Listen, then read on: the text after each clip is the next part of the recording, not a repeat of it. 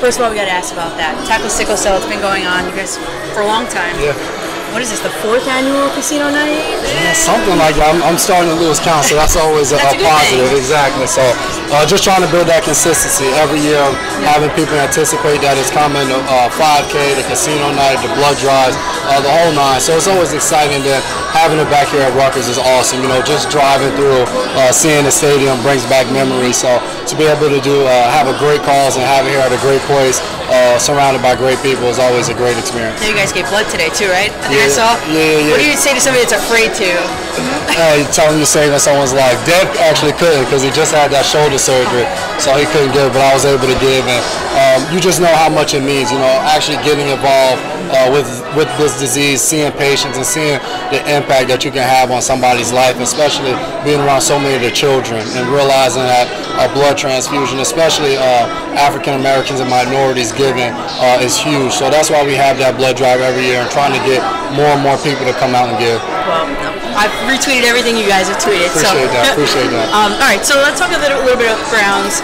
The Titans of the come on. So the Browns have one of the best fan bases, the Dawg Pound in the NFL. What could you talk about? Talk about them, I guess. Oh, awesome fans.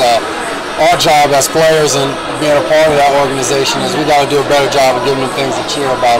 But definitely, you know, that first game of the season, that was obviously my first experience being there, obviously out of the preseason.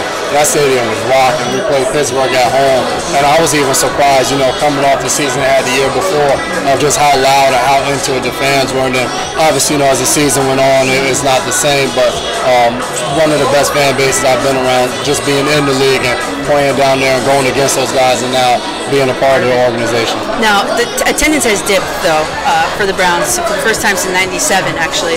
What do you say to those fans that may sort of, you know, go away from the team? Man, I don't know. You know, it's tough. Yeah. Just for me, being my first year down there, and it's tough, you know, to go through a season of not winning a game and then to know the season they were coming off of the year before that. It's hard to continue to tell a fan, like, hey, this is going to be the year when you keep kind of doing the same thing. So the only thing I can tell them is that the guys in that locker room, man, are invested. They worked their butts off, and that was the thing that I was most impressed with, just being there for the season I was there.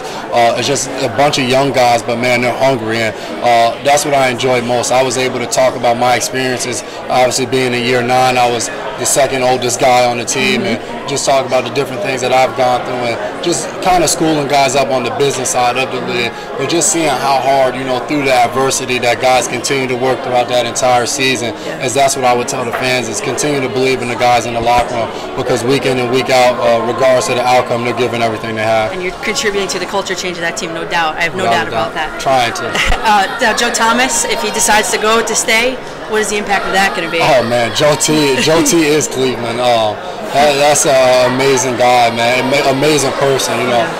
He was injured and still continued to come around helping as many guys as he can. Great personality, if you've ever seen him with his podcast and everything that he does outside of just playing football. But it'll be a huge blow and a huge loss if he decides not to. But I think he loves the game. I'm hoping Joe T will be back. Yeah. Now, Jabrill Peppers, New Jersey guy, you guys bond over that? Yeah, man. Me and him both got injured around the same time. So we're in the training room together.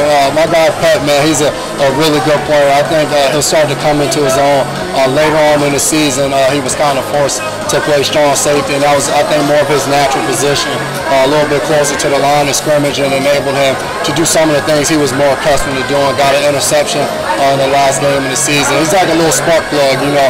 He's always excited. He's always on the move, man. I was kicking as much knowledge to him as I can, and I'm excited for him, man, and what the future is going to hold for him. Hopefully, he absorbs a lot of it. Yeah, it's good information, I'm sure. I think he will, man. He's a good dude.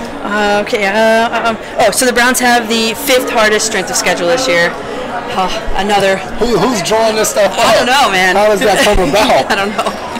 Yeah, it kind of stinks. Man, I guess, but why not? You know, why not have it that way? The adversity that the team has been through, why not, continue to build this offseason and come out with that type of chip on your shoulder? And obviously, no matter what the schedule was, you know it's not going to be an easy road, you know, coming off of the year of last year. So why not try to come back and prove everybody wrong with this type of schedule like that and the mountain that you're going to have to climb? And you guys have a lot of draft picks in the first couple rounds. I mean, that has to amount to something. Without doubt, everything that's being said about John Dorsey, the new GM, is all positive. So you assume that he's going to start in the right direction of turning things around and getting the right people in the building.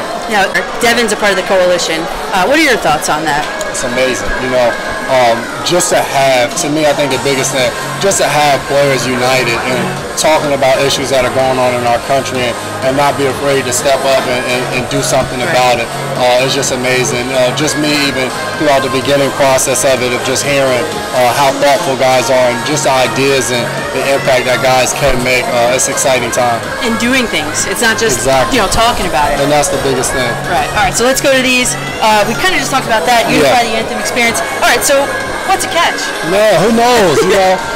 You can go throughout the years of, I remember the Calvin Johnson catching the end zone where he catches the ball, lands on 2 feet, falls, and the ball falls out of his hands, not a catch. Then the Des Bryant versus Green Bay, and then obviously with the Super Bowl catch, and obviously I'm a little biased. My brother was involved in the play, but to me, all those plays that have transpired, the Pittsburgh Steelers play this year versus New England, the one in the Super Bowl, the Des Bryant, all of those were catches. So it's just like, come up with one rule that makes sense and then stand by it. And the tough thing about it is that you blame refs, but all the calls they've made have been right. The way the rule is written, those aren't catches. So the struggle to me is that you don't want to make the catch rule different around the goal line than how it is in the field. Right.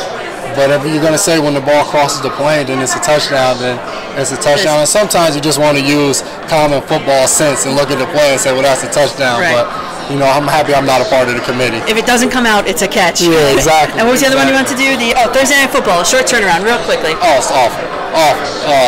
Thursday Night Football is so tough to get ready. You look at just our weekly schedule. Wednesday, a lot of guys sometimes don't even practice on Wednesdays, depending upon how banged up they are from a game. So to go out there on a Thursday and try to play is just crazy coming off Sundays. And you look at Richard Sherman this season of just dealing with an Achilles injury throughout the year. Those days from Sunday to Sunday is what kind of gets you back to where your body is ready to go for that following Sunday. And he said he knew that his Achilles wasn't going to make it and just continue to muscle through it. So Thursday night games are the toughest. Yeah. All right, well, it sounds like Devin's ready. Yeah, so, exactly. All right. Danielle, McCartan, Jason McCourty, thank you very much. No primetime games for Cleveland. All right. Hey, thanks for watching.